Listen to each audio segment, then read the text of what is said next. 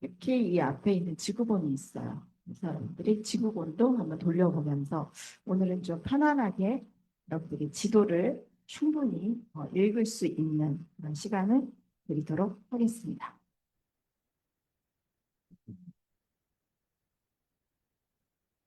하십군요. 그 다음에 정체가 몇 분? 11시 반이야, 11시.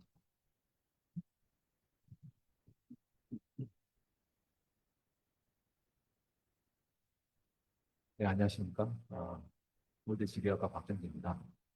여기 학생들은 지리학에 관심이 있어서 온 학생들인가요? 아니면 뭔가 서울대 한번 와보고 싶어서 얼굴을 보니까 열심히 들을 그 자세가 되어 있는 것 같아요. 제가 강연을 최근에 많이 하긴 하는데 가장 어려운 그 대상이 중학생 학생들이고 그다음에 고등학생. 고등학생들은 너무 피곤해가지고 공부할 게 많아서 이 얘기를 막 하다 보면은 중간에 다른 학생들이 많은데 오늘은 그런 학생 없을 것 같아요. 소름돋게. 그리고 제가 준비한 거는 인류세를 말하다 기변화 생태계 위기 이런 제목을 해봤는데 인류세라는 단어에 대해서 한 번이라도 들어본 사람 아, 지리학을 좋아해서 온 학생들이 많아요. 잘 일반인들은 아직까지 잘 모르는데 인류세라는 단어는 뭔가 그 지지시대 이름 중에 하나인데 뭐 공식화된 어, 공식 명칭은 아닙니다. 아직은. 그런데 과거에 우리가 지질학자들이 지구 역사가 46억 년 정도 되잖아요. 그 46억 년을 이렇게 좀 효과적으로 교육을 시키고 정보를 전달하기 위해서 지지시대를 많이 구분을 해놨습니다.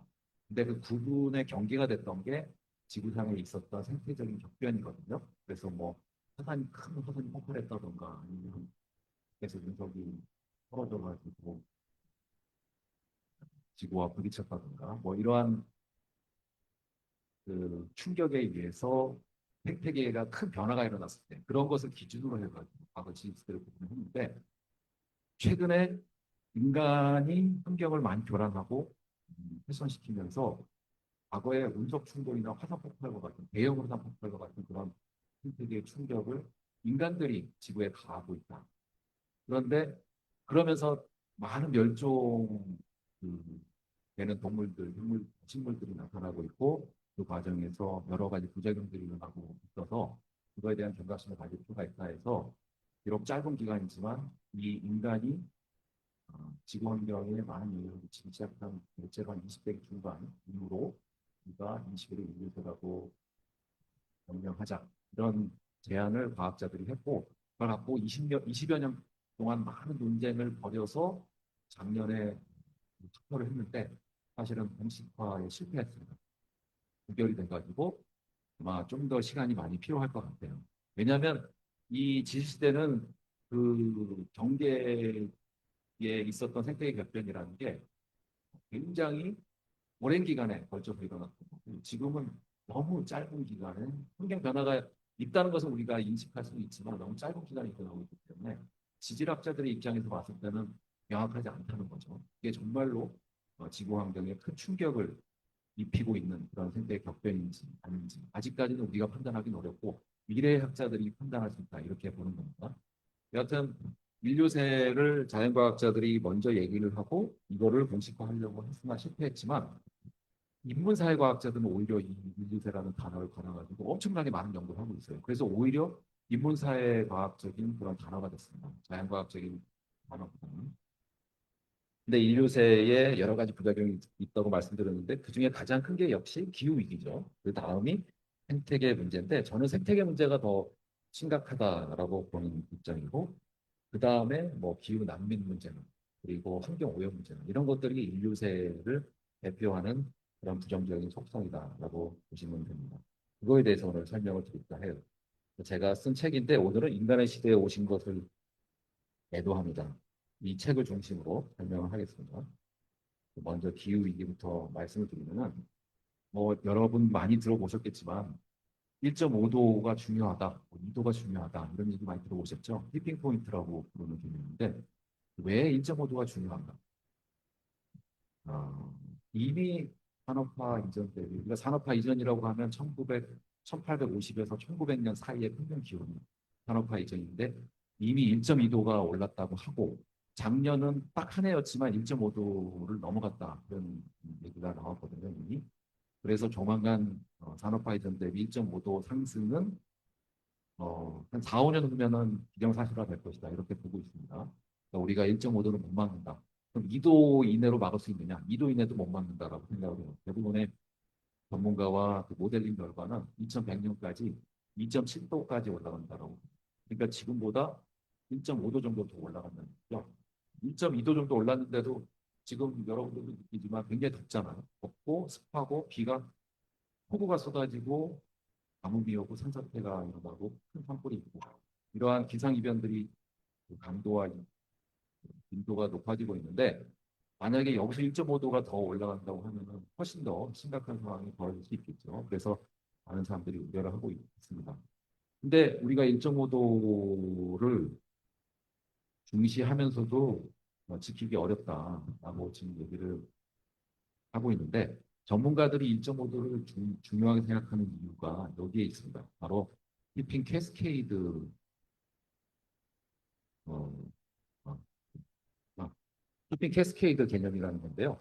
여기 지도에서 보시면은 동그라미로 표시되어 있는 지점이 좀 위험한 지점이에요. 그래서 티핑 포인트가 한 1.5도 정도 되는. 그래서 1.5도가 넘어가면은 이 곳이 뭔가 생태적인 문제가 생기면서 붕괴가 될 수 있다. 뭐 그런 거죠. 예를 들어서 이런 북극의 해빙이라든가 그린란드의 빙하, 그다음에 남극의 서남극 빙하, 그다음에 적도의 산호초 이런 곳들은 상당히 위험하다는 겁니다. 그래서 티핑 포인트를 1.5도로 그렇게 학자들이 보고 있어요. 우리가 1.5도, 2도 티핑 포인트 얘기할 때 전 지구의 티핑 포인트를 보통 얘기를 하긴 하지만 그게 사실은 판단하기가 어렵습니다. 지구의 전 지구 생태계 티핑 포인트가 몇 도인지. 그러니까 학자들이 이렇게 티핑 요소들을 여러 개로 구분을 해서 보고 있거든요. 그래서 각 지점에 있는 생태계들의 티핑 포인트를 각각 구하는데 이렇게 동그라미로 표시되어 있는 부분이 좀 위험한 지역입니다.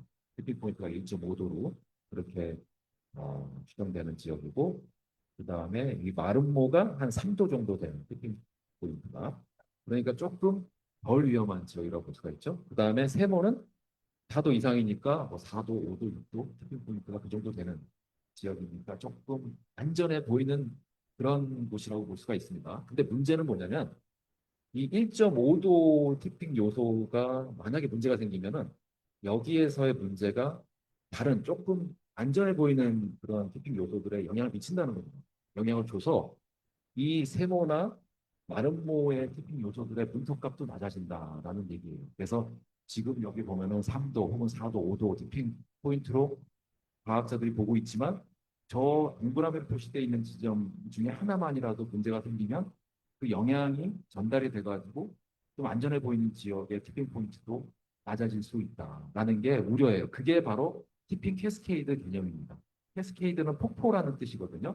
제주도 가면은 천재연 폭포라고 있잖아요. 거기가 삼단 폭포인데 거기가 아주 가물면 아예 물이 안 흐를 때가 있거든요. 근데 비가 오기 시작하면 위쪽에서부터 오는데 1단에서 물이 흐르기 시작하면 2단으로 흘러 내려오고 그다음에 3단으로 내려오거든요. 그래서 이 지도를 봤을 때 동그라미 지역에서 문제가 생기면 오히려 아름모 지역에도 문제가 생기고 세모 지역에도 문제가 생깁니다.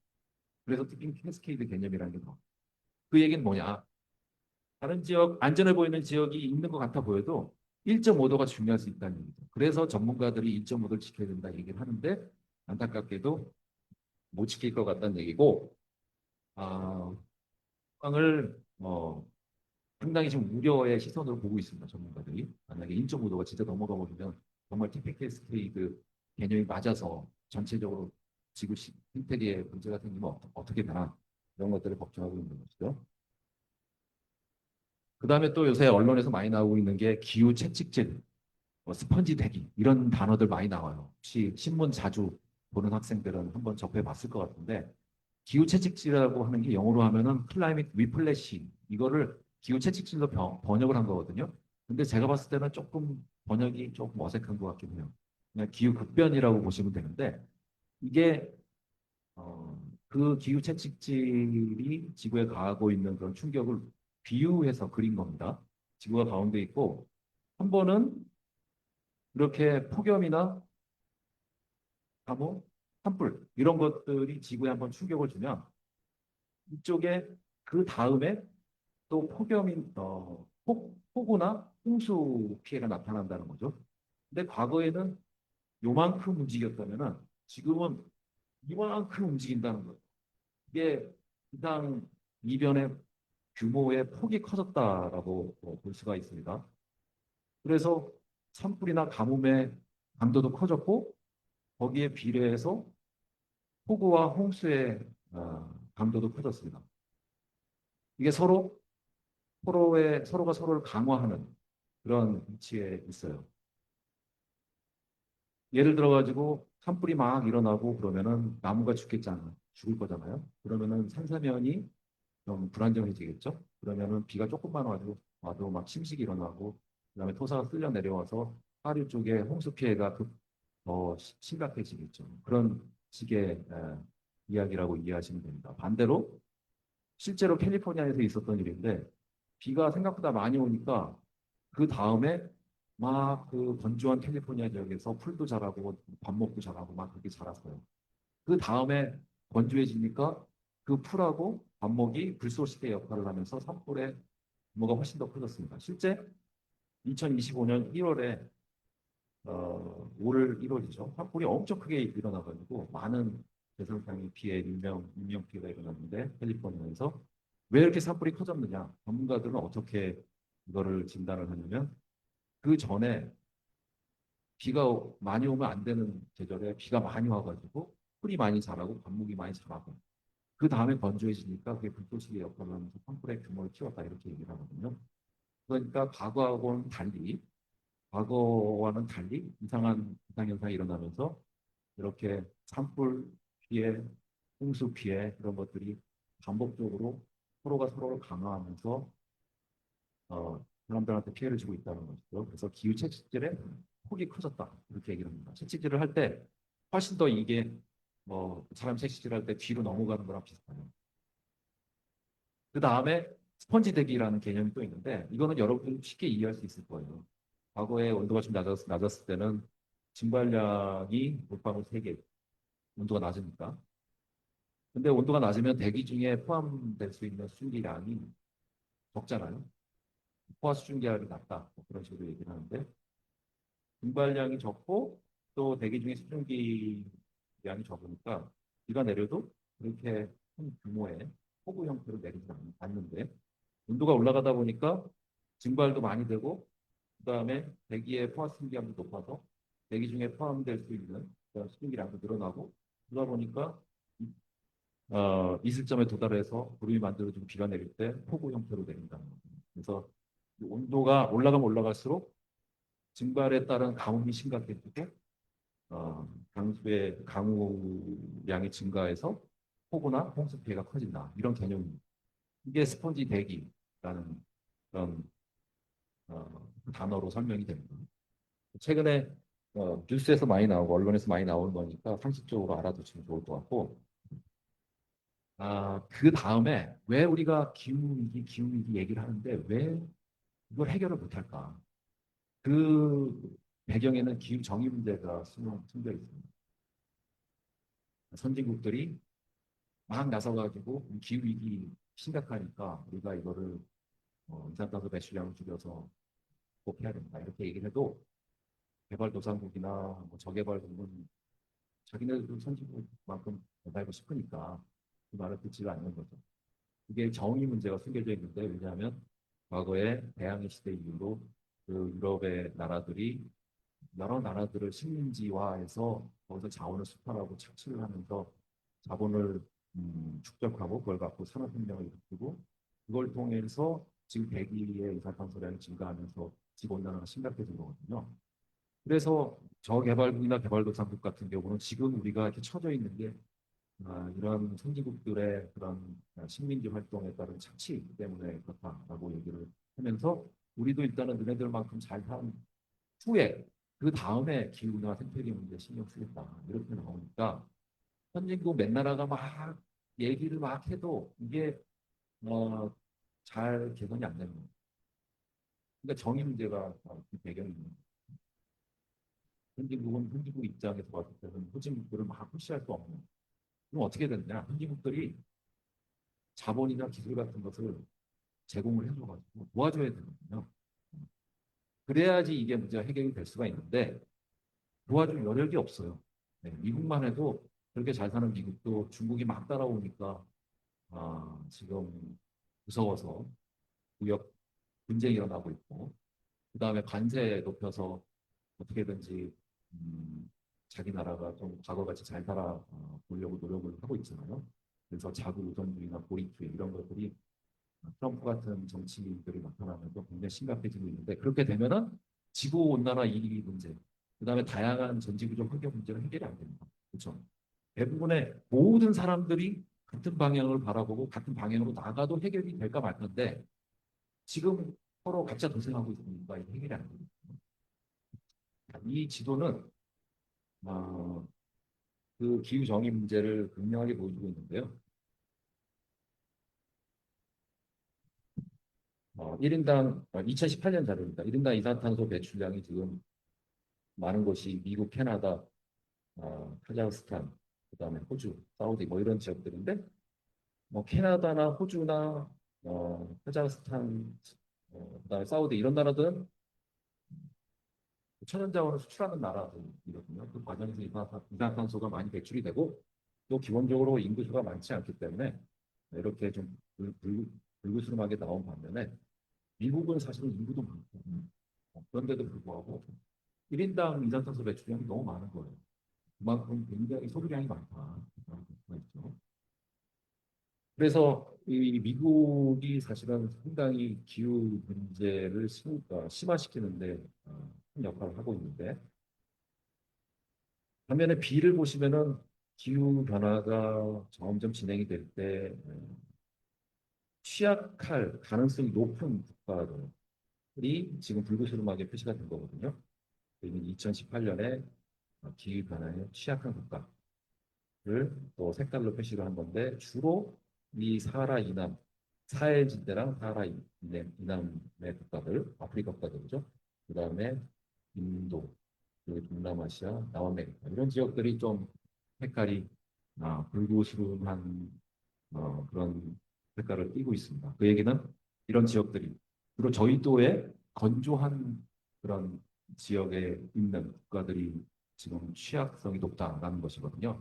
그래서 기후가 점점 변화하고 기온이 올라가게 되면은 가문 곳은 훨씬 더 가물어지고 또 습한 곳은 훨씬 더 비가 많이 내리고 그런 변화가 생기게 되는데 비가 많이 온 것은 일시적으로 뭐 홍수 피해나 뭐 이런 산사태 이런 것들은 있을 수 있지만 사실은 식량 문제에 있어서는 좀 충격이 덜하거든요. 근데 가뭄이 오면은 식량 생산량이 확 줄어들어 버리기 때문에 그 식량 위기가 결국은 사람들의 그 생존적 위기 상황을 그렇게 가져오게 됩니다. 그래서 이런 사하라 이남 지역에 불구슬방이 표시되어 있는 지역이 지구 온난화에 의해서 가뭄이 심화되고 있는 지역이라고 볼 수가 있는데 억울하죠. 이 나라들은 지금 위를 보시면은 1인당 이산탄소 배출량이 굉장히 적잖아요. 그래서 기후변화에 별로 기여한 바가 없는데 피해는 훨씬 더 많이 입고 있으니까.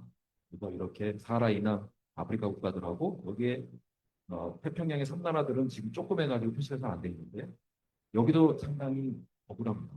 자기네들이 이산화탄소 배출량이 적은데도 지구 온난화 때문에 해수면 상승이 일어나면서 섬이 가라앉고 있으니까 섬이 가라앉다기보다는 해수면이 올라가니까 바닷물에 영향을 받아가지고 해안가에 있는 사람들이 피신을 해야 되는 상황이죠. 우리나라 같은 경우는 아직까지 그냥 기후 변화에 대한 뭔가 하장에 조금 멀리 떨어져 있는 느낌이지만 시간이 흘러서 과연 뭐 2100년에 2.7도까지 올라간다고 한다면 우리나라도 안전하지 않겠죠. 그렇게 생각해야 되고요.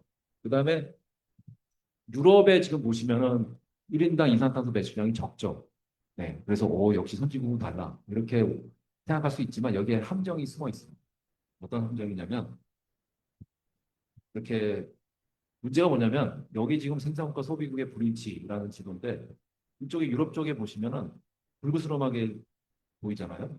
저 의미가 뭐냐면은 수출보다 수입을 많이 한다는 뜻이에요. 그 얘기는 예전에 이 유럽에서 제조업으로 산업혁명을 일궜지만 그 다음에는 공장들이 다 저개발국이나 개발도상국 쪽으로 이전을 했습니다.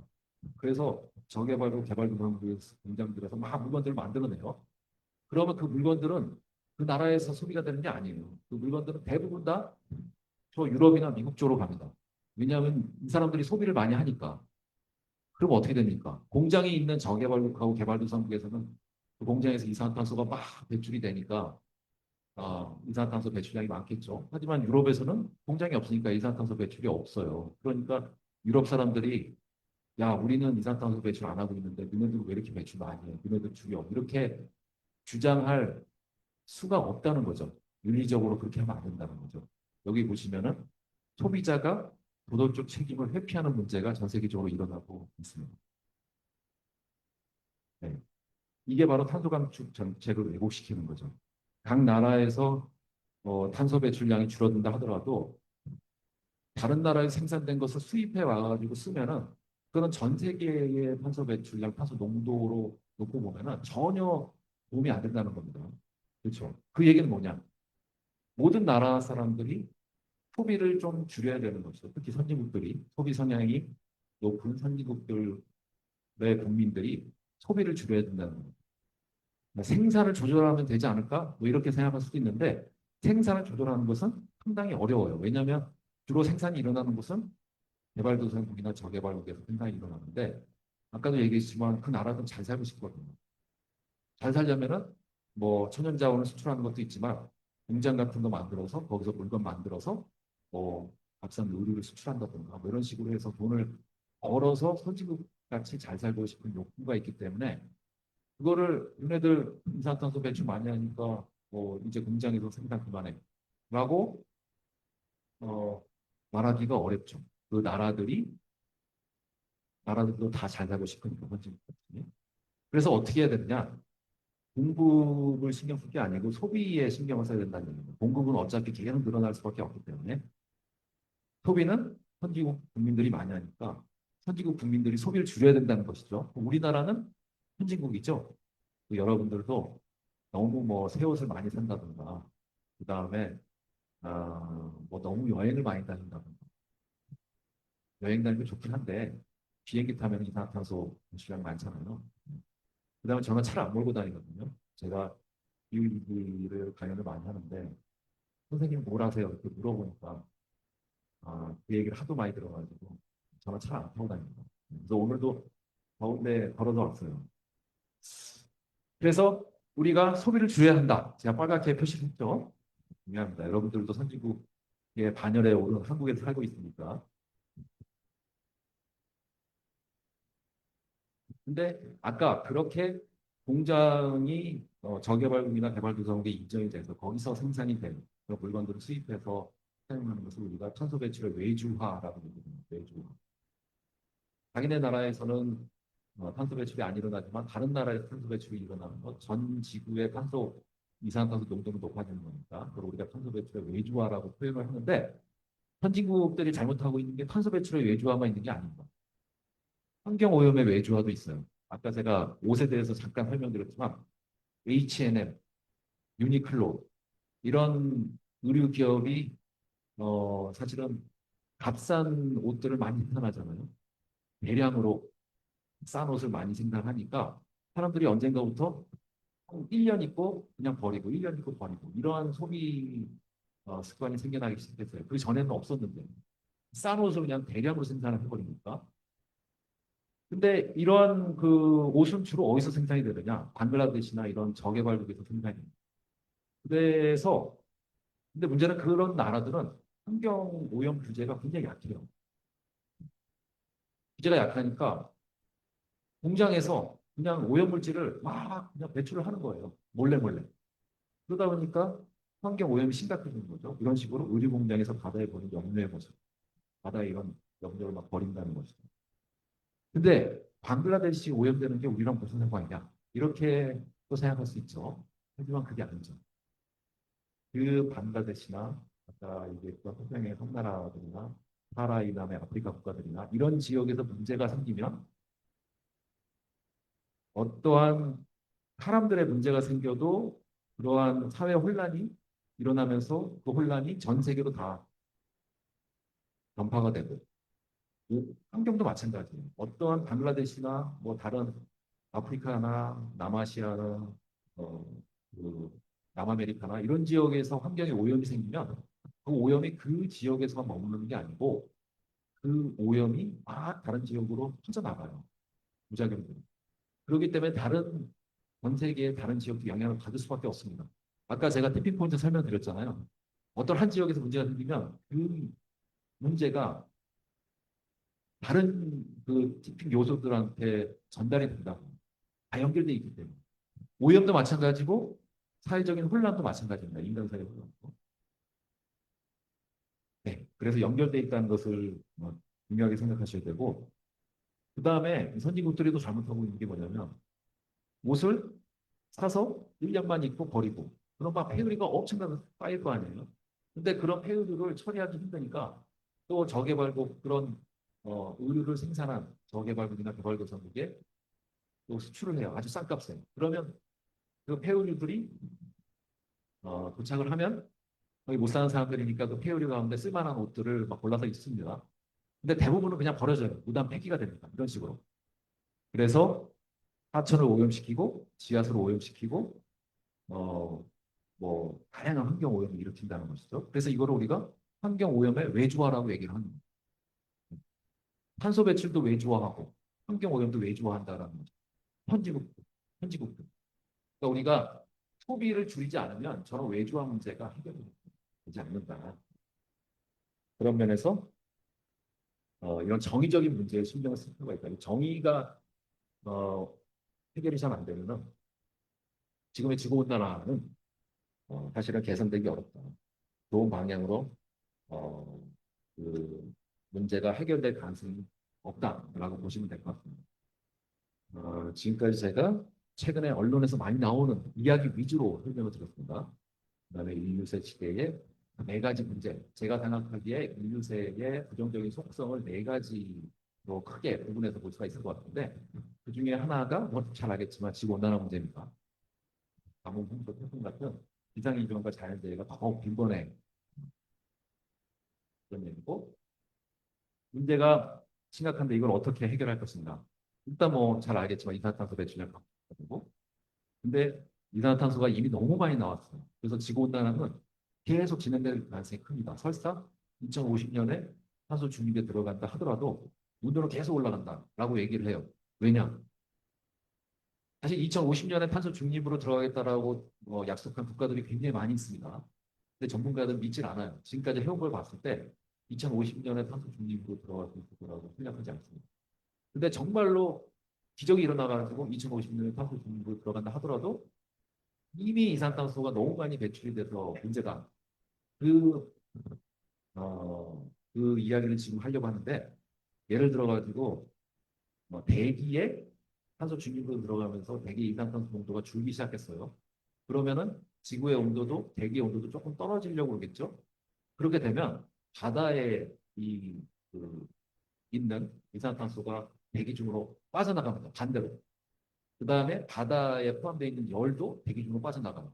왜냐하면 대기하고 바다는 계속 평형을 유지하려고 하거든요.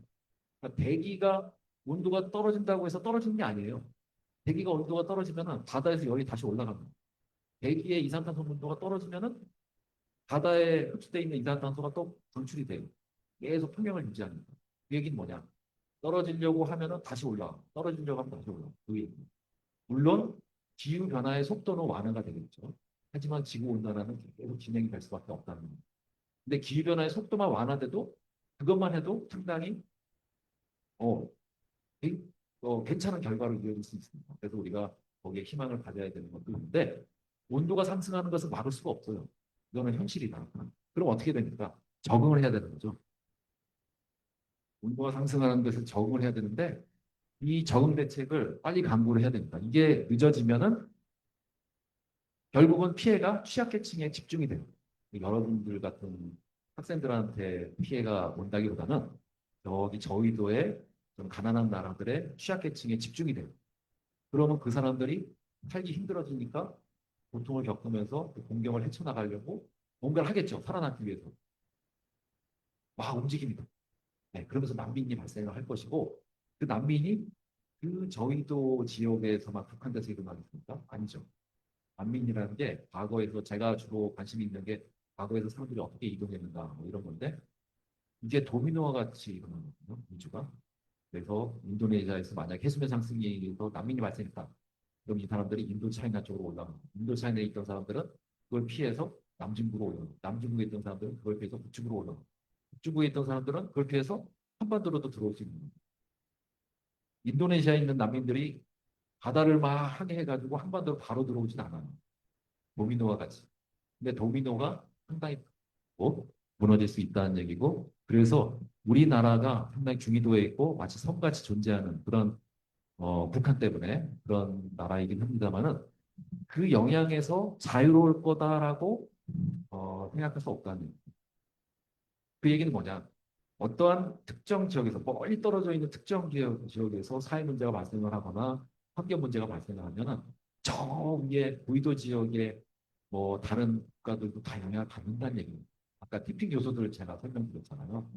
그 얘기는 뭐냐? 우리가 적도 지역의 환경에도 관심을 갖고 거기에 사회에도 관심을 갖고 극지역에도 관심을 갖고 뭐 인간들한테만 관심을 갖는 게 아니고 동물한테도 관심을 갖고 식물에도 관심을 갖고 생태계에도 관심을 갖고 그래야 된다는 겁니다. 그래서 그러한 관심을 충족을 시키려면 과학자들이 좀 정확한 데이터를 계속적으로 사회에 공급을 해줘야겠죠. 그래서 감축과 적응과 과학의 삼축을 통해서 이 문제를 완화하려고 있는 노력을 지속적으로 기울여야 된다고. 그 다음에 지구 생태계 문제. 두 번째로 제가 들었지만 저는 지구 생태계 문제가 굉장히 중요하고 여기도 위기다라고 생각하거든요. 어, 가령 우리가 여섯 번째 대멸종이라는 말을 많이 쓰죠. 최근에 아마 들어봤을 겁니다.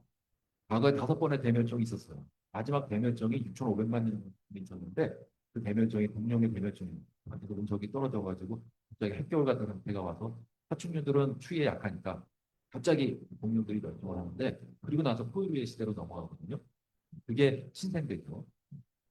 그게 다섯 번째 대멸종인데 그 다섯 번째 대멸종 그리고 그 전에 있었던 네 번의 대멸종과 비견될 만큼의 큰 폭의 멸종이 지금 우리 시대에 일어나고 있다는 거예요. 그걸 여섯 번째 대멸종이라고 얘기를 합니다. 인간들이 화산 폭발이나 운석 충돌에 그런 준하는 그 정도의 충격을 지구 생태계에 막 가하고 있는 겁니다. 근데 뭐가 문제냐? 동다야성이 감소하고 멸종이 되면 인간한테 어떤 영향을 주지? 이게 또 궁금하잖아요. 뭔가 생태계, 종다양성 이런 것들은 좀 수상적으로 들립니다. 근데 종다양성이 감소를 하게 되면 생태계의 건강성이 낮아지고 즉 회복력이 떨어지고 저항성이 약해진다. 뭐 이런 식으로 표현을 하거든요. 회복 탄력성, 저항성 뭐 이런 식으로 표현을 하는데 지구 생태계 무너지면은 인간 사회도 지구 생태계의 한 부분이기 때문에 인간 사회도 무너질 수밖에 없어요. 지구 생태계가 온전해야 우리가 지금 겪고 있는 기후 위기도 극복할 수 있습니다. 어떤 사람들이 과학 기술이 발전을 하고 AI가 발전을 하면 그걸 통해서 우리가 지금 겪고 있는 기후 위기를 극복할 수 있다라고 희망적으로 생각하시는 분들도 있는데 그거를 뭔가 보험 인류세 뭐 이런 식으로 표현을 하기도 하고 지구공학 뭐 이런 식으로 표현을 하기도 합니다. 과학기술의 발전을 통해 가지고 지금 우리가 겪고 있는 기후 위기를 극복할 수 있다라고 희망적으로 생각하는 거죠. 근데 과학기술이 아무리 발전하고 AI가 아무리 발전해도 생태계가 무너져 있는 상태에서는 기후 위기 극복 못합니다. 생태계가 온전하게 유지되어 있는 상태에서만이 기후 위기가 극복이 가능합니다. 네, 그래서 아마존을 막 파괴하고 벽도의 산호초가 막 파괴가 되고 폐사하고 이런 문제가 지속적으로 일어나게 되면은 우리가 과학기술을 아무리 발전시켜도 인간 사회가 지구에서 오랫동안 지속 가능한 형태를 유지할 수 없다는 거예요. 그렇지 않겠습니까? 만약에 생태계가 다 무너져가지고 전 지구의 동물, 식물이 거의 남지 않는 상태에서 인간만 살아 있을 수 있을까요? 네, 인간이 과학기술을 통해 가지고 어떻게 온도를 좀 낮췄어요. 성공했어. 이산화탄소 농도도 낮췄어. 성공했어. 하지만 동물, 식물이 다 멸종을 했어. 인간 사회만 딱 동떨어져 있는데 할 수 있을까요? 네, 못 살죠. 그래서 기후 위기 제가 지금 예를 든 거는 실제로 그런 일이 일어날 수도 없습니다. 지구의 생태계가 무너졌는데 기후 위기가 개선되거나 그런 일은 일어날 수가 없는데 제가 일어날 수 없는 일을 지금 하루로 든 건데 일단 중요한 거는 생태계가 정상적으로 유지가 돼야 기후 위기를 막을 수 있다. 이런 것들을 좀 명심할 필요가 있고요. 그래서 이러한 생태계의 건강성과 지구 생태계 지속 가능성을 위해서 절제하는 삶이 좀 필요하다. 지금까지 문제를 일으킨 것이 사실은 인간의 과도한 욕심이다라고 볼 수 있거든요. 욕심을 좀 줄여야 된다는 것이죠. 불교랑 비슷합니다. 현대 철학이 대부분 다 공존, 공생 이런 거 얘기하고 절제하고 절약하고 이런 얘기를 많이 하거든요. 근데 그게 불교 철학하고 아주 유사해요.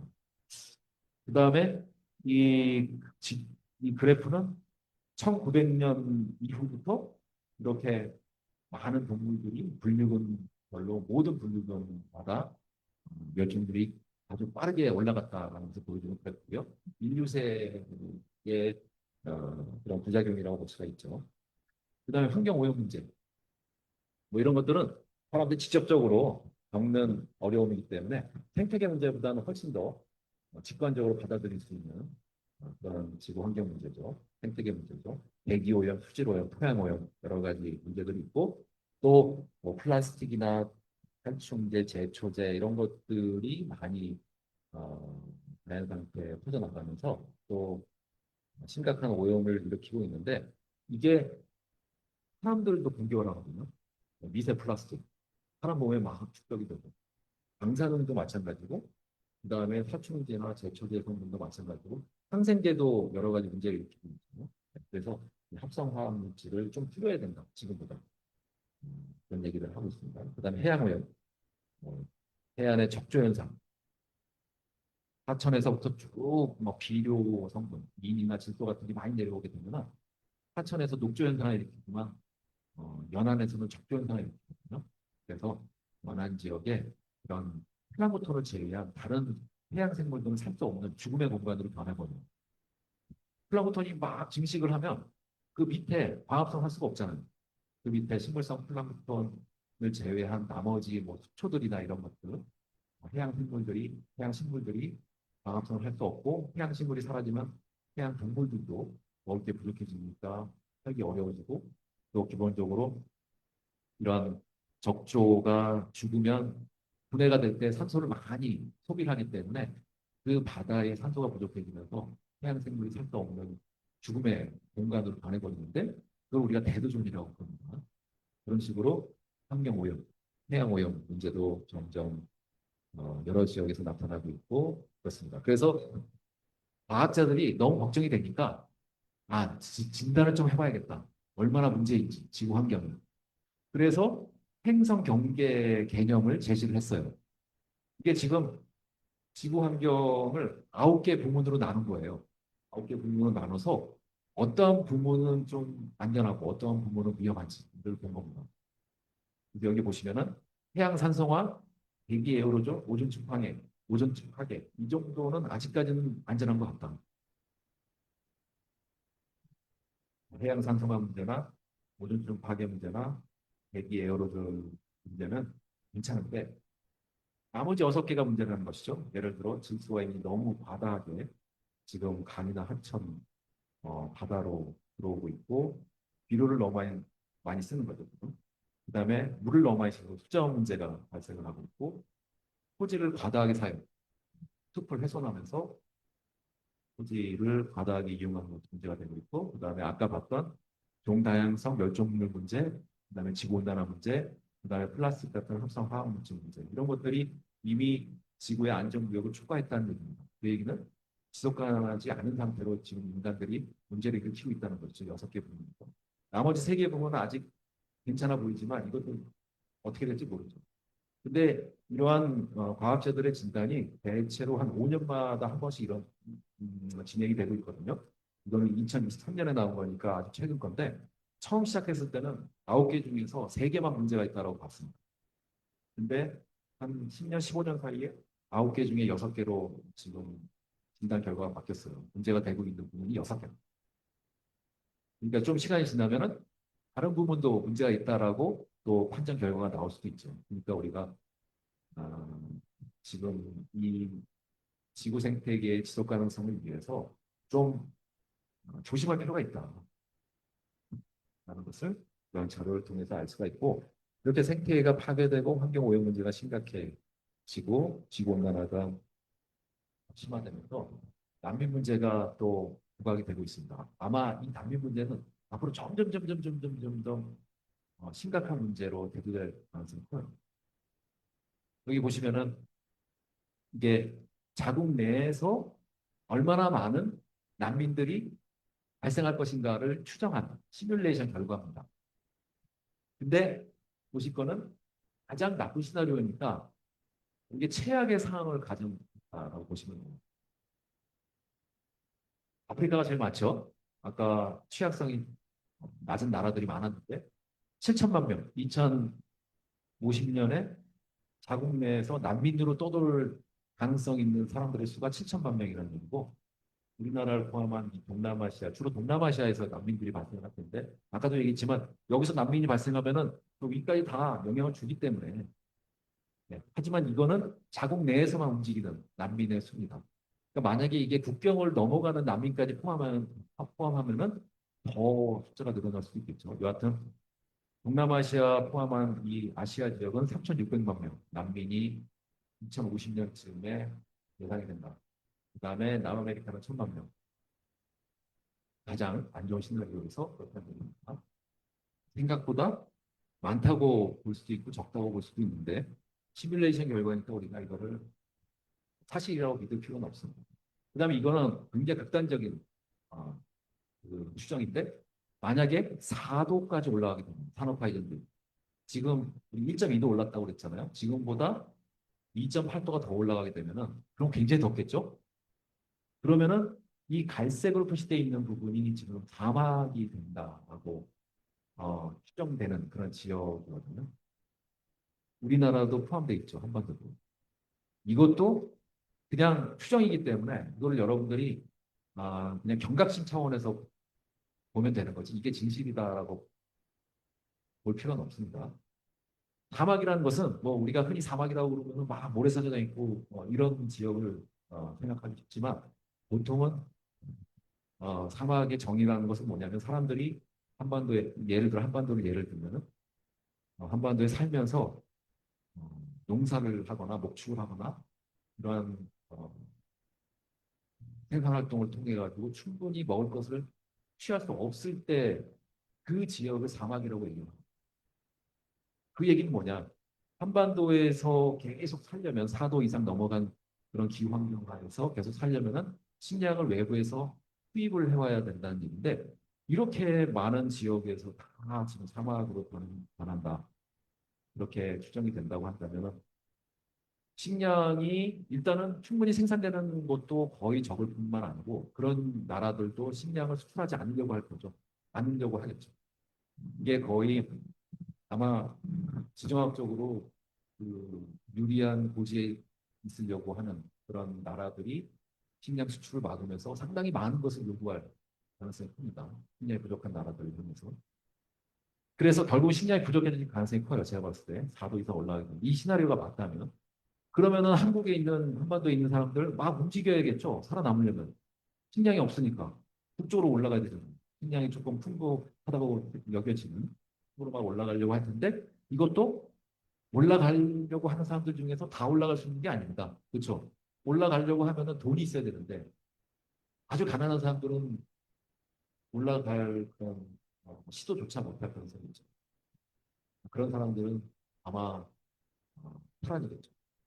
그리고 중산층 사람들은 어떻게든지 살아남으려고 올라가려고 할 것이고 식량이 조금 그래도 있는 곳을 향해서. 그다음에 엘리트들은 또 여기서 다른 지역으로 떠나게 되면은 자기가 갖고 있는 것을 모든 것을 다 내려놔야 되기 때문에 억지로라도 한반도에 머물려고 하려고 할 수는 있습니다. 그래서 아마 중산층 위주로 막 이렇게 이쪽으로 올라가려고 하는 움직임이 생길 텐데 사람들만 움직이는 게 아니죠. 동물들도 다 같이 움직입니다. 동물들도 살아남기 위해서 다 이쪽으로 올라갑니다. 그러면 저기 파랗게 표시되어 있는 그 좁은 공간 하에서 사람하고 동물들하고 경쟁을 벌이는 거죠. 자원을 두고. 그래서 지금은 뭐 근대 이후로는 잘 사느냐 못 사느냐 그 문제였다면은 4도 이상이 넘어가게 되면은 이제는 사느냐 죽느냐 문제로 가는 겁니다. 그래서 이거를 생존적 위협, 생존적 위기라고 볼 수가 실존적 위협, 실존적 위기 뭐 이렇게 볼 수가 있을 것 같아요. 그게 뭐냐? 공간이 좁아지고 자원이 부족해지기 때문에 결국 제로섬 게임이 일어났다는 얘기거든요. 그래서 자원을 갖고 있는 사람들은 살아남고 자원을 갖지 못한 사람들은 도태되는 겁니다. 자연에서 동물이 도태됐듯이. 네, 그러니까 실존적 위기라고 볼 수가 있는 거죠. 그 과정에서 인간성은 다 파괴되겠죠. 그래서 아마 저런 상태가 되면은 새로운 인류가 아마 나타날 겁니다. 육체적으로 새로운 인류라기보다는 정신적으로 새로운 인류가 나타날 가능성이 굉장히 크다. 그런 상태에서. 네, 굉장히 극단적이고 디스토피아적인 얘기인데 우리가 잘못 판단하고 오판하고 계속 이런 잘못을 연이어서 저지르게 되면 저런 일이 안 일어나라는 법은 없어요. 그래서 조심해야 된다는 얘기죠. 그래서 그럼 어떻게 풀까? 아까 제가 잠깐 얘기했지만 정말로 어렵습니다. 기후위기, 파리협정 2016년에 파리협정 이후로 오히려 대기 이산화탄소 농도는 더 높아졌어요. 이게 점진적으로 높아지는 게 아니고 선형적으로 높아지는 게 아니고 비선형적으로 높아지고 있습니다. 그 얘기는 파리협정이 전혀 효과를 못 내고 있다는 겁니다. 말은 뭐 탄소 중립으로 들어가네, 뭐 NDC 40이라고 해서 2018년 배출량의 40%를 줄인다. 우리나라도 그렇게 약속을 했거든요. 근데 못 지키는 거죠. 왜 못 지키느냐? 각자 그 나라가 너무 경쟁이 심해서 마치 우리 국내에서도 학생들 간의 경쟁이 심하듯이 전 세계로 놓고 봤을 때 나라 간의 경쟁이 심해요. 그러니까 우선 자국 우선주의나 고립주의, 그다음에 극우 보수주의 정치인들이 인기를 얻게 되는 겁니다. 우리나라가 우선이다 하고 얘기를 하는. 그렇게 되면은 전주지구적인 환경 문제는 논외가 되는. 일단은 우리나라부터 좀 잘 살고 보잖아. 그 다음에 전 지구적 환경 문제 생각해 보겠다. 이렇게 나오게 된다는 거죠. 안타깝게 또 그렇습니다. 그렇다고 해서 우리가 너무 부정적으로 생각하면 안 되겠죠. 부정적으로 생각하면 포기를 한다는 얘기고 포기를 한다는 것은 상황을 더 악화시킨다라는 얘기가 있기 때문에 결국은 그럼 어떻게 해야 되느냐? 아까 얘기했지만 감축 대책과 함께 적응 대책 또한 중시해야 된다. 이미 지구 온난화는 현실로 다가오고 있기 때문에. 근데 한 20년 전만 해도 적응 대책 얘기하면은 막 환경 운동가들이 욕을 했습니다. 지금 감축을 해야지 적응 대책 얘기하면은 뭐 감축을 하지 말자는 소리냐 뭐 이렇게 얘기를 한 거예요. 근데 지금은 모든 그 환경에 민감한 사람들은 모두 감축 노력과 함께 적응 노력도 함께 기울여야 된다. 왜냐하면 적응 대책이 부족하게 되면은 결국 취약계층, 취약 집단의 그런 충격이 집중이 되면서 거기서부터 혼란이 파생돼 가지고 전 세계 전 지역으로 전파가 되면서 상당히 위험해질 수 있다. 그래서 저기 태평양의 섬나라에서 문제가 생기면 우리랑 관계없다라고 볼 게 아니라는 거예요. 뭐 조그맣고 조그만 섬나라에 사는 아주 적은 수의 사람들이라도 문제가 생기면 그런 것들이 다 영향을 주는 거죠. 우리가 전 세계적으로 감축 노력을 하고 적응 대책을 강구하고 또 나라별로 상황이 다 다르니까 또 감축 노력과 적응 대책을 강구하는 그런 어, 시도를 꾸준히 해야 된다. 근데 아까도 얘기했지만 뭐 이렇게 지구 온난화가 전혀 제어되지 않은 상태로 계속적으로 진행이 되고 있는데 과연 우리가 여기에 와서 대응할 수 있을까? 내가 차 안 타고 다니고 내가 불 끄고 다니고 내가 에어컨 안 쓰고 이런다고 기후 위기가 해결이 될까? 안 된다고 생각하기가 쉽죠. 그래서 나는 일단 어, 아주 환경에 민감한 사람들은 우울증에 빠지기도 합니다. 이런 분들. 내가 해결할 수 있는 건 없고 근데 되게 위험하게 느껴지고 그러니까 우울증에서 탈출하기 위해서 이렇게 차단을 해버려요. 예전에는 막 관심을 갖고 막 기후 문제에 대해서 적극적으로 공부하고 읽어보고 그다음에 얘기도 해보고 그러다가 너무 그것 때문에 스트레스 받으니까 딱 차단을 해버리고 어느 순간부터는 관심을 끊어버리는 거예요. 그걸 이제 포기한다는 얘기거든요. 근데 그런 사람들이 늘어나면 어떻게 될까요? 기후 위기는 더 심각해져요. 그래서 약간 어떻게 보면은 조금 힘들지만 객관적으로 바라보려고 하는 노력을 할 필요가 있어요. 너무 거기에 이 매몰돼 가지고 스트레스를 받으면 오히려 상황이 더 악화될 수 있거든요. 그래서 인간을 부정적으로 보지 말고 인간의 잠재력을 키우는 것이 나은 방법이다. 이렇게 얘기를 했는데 뭐 과학기술이나 AI 같은 거 발전을 통해서 기후 위기를 좀 완화시킬 수도 있고 이거를 생각해 볼 필요가 있어요. 우리가 이 어려운 상황을 갑작스럽게 좋은 상황으로 만들 수는 없습니다. 방향 전환이 그렇게 갑작스럽게 일어나진 않아요. 조금씩 조금씩 완화하는 형태로 가야 됩니다. 그래서 뭔가 상황이 안전되는 것 같지 않은데 불안해할 필요가 없어요. 조금이라도 개선이 되면 그걸로 만족을 하면서 살면은 언젠가는 극복할 수 있을 것이다라는 희망을 갖는 게 그게 중요할 거라고 보고요. 기본적으로 지구 온난화는 계속 진행이 될 거다라고 말씀드렸죠. 여기서 우리가 할 거는 온난화의 속도를 늦추는 게 중요해요. 조금이라도 늦춰야 돼요. 이게 왜 중요하냐? 결국은 기후 위기를 막으려면은 생태계 도움을 받아야 된다. 제가 말씀을 드렸죠. 생태계를 온전하게 유지를 하고 그 온전한 생태계가 우리를 도와주면 됩니다. 이게 뭐냐면은 기후 변화가 천천히 일어나게 되면 생태계가 적응할 수가 있어요. 기후 변화. 그러면 그 생태계가 기후 변화를 막아줍니다. 근데 지금 문제는 뭐냐면 기후 변화 속도가 너무 빠른 거예요. 그 생태계가 적응하기가 어려워요. 그러니까 우리가 조금이라도 기후 변화 속도를 완화시키면 우리 옆에 있는 생태계가 인간을 도와주면서 기후 위기를 막아줄 수 있다는 거예요. 그래서 생태계가 중요하다는 얘기고 그 얘기는 뭐냐? 공존과 공생 이 개념이 중요할 수밖에 없다는 겁니다. 미래 그리고 거주 가능성이 중요하다는 얘기예요. 거주 가능성. 과거에 우리가 오랫동안 2, 30년 동안 지속 가능한 발전이라는 단어를 굉장히 즐겨 사용했거든요. 참 좋은 단어죠. 발전을 거듭하는데 지속 가능하다. 네. 근데 이게 가능할까요? 네, 가능하지 않다고 저는 봅니다. 발전이라는 얘기는 결국 성장이라는 얘기랑 비슷한 건데 성장을 계속하면서 지속 가능 생태계가 지속 가능하고 인간 사회가 지속 가능할 거다라고 그렇게 나이브하게 생각하는 것은 너무 위험하죠. 생태계가 인간 사회를 약간 인간 중심적으로 표현을 하자면 생태계가 인간 사회를 도와줄 수 있는 한계가 있습니다. 생태계의 존재는 인간 사회를 도와주려고 그 존재 이유가 있는 게 아니에요.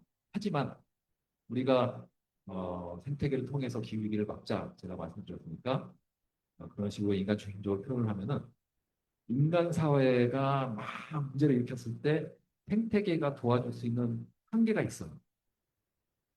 근데 발전을 거듭하면은 그 한계를 넘어가 버리겠죠. 아까 행성 경계 말씀드렸잖아요. 행성 경계 이미 6개 부분에서 초과가 됐잖아요. 안전 경계, 안전 구역. 네. 그래서 우리가 지금부터는 지속 가능성하고 발전을 따로 떨어뜨려 놓고 봐야 된다는 얘기예요. 지속 가능성, 그다음에 거주 가능성이라는 말을 요새 많이 쓰는데 지속 가능성도 상당히 인간 중심적인 사고에 기초한 말이라고 학자들이 보고 있어요. 왜냐하면 지속 가능한 발전에서 나오는 거니까 결국 인간 사회가 지속 가능해야 된다는 그 얘기 아니냐. 그래서 요새는 거주 가능성이라는 단어를 더 많이 쓰는데 거주 가능성은 뭐냐?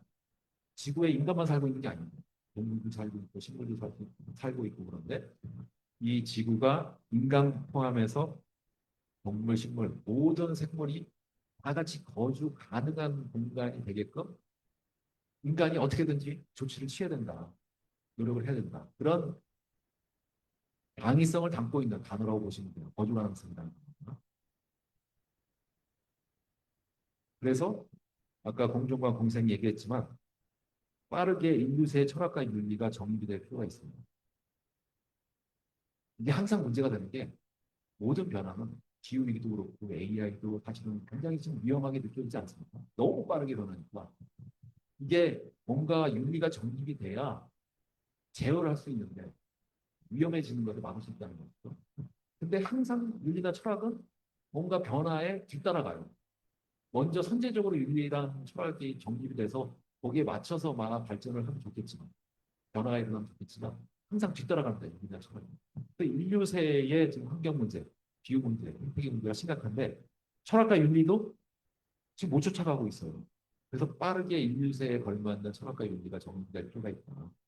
그 과정에서 공존, 공생, 돌봄, 배려, 포용 뭐 이런 단어들이 지금보다 더 중시돼야 된다. 경쟁하고 성장은 좀 이제는 뒤에다 남겨두잖아.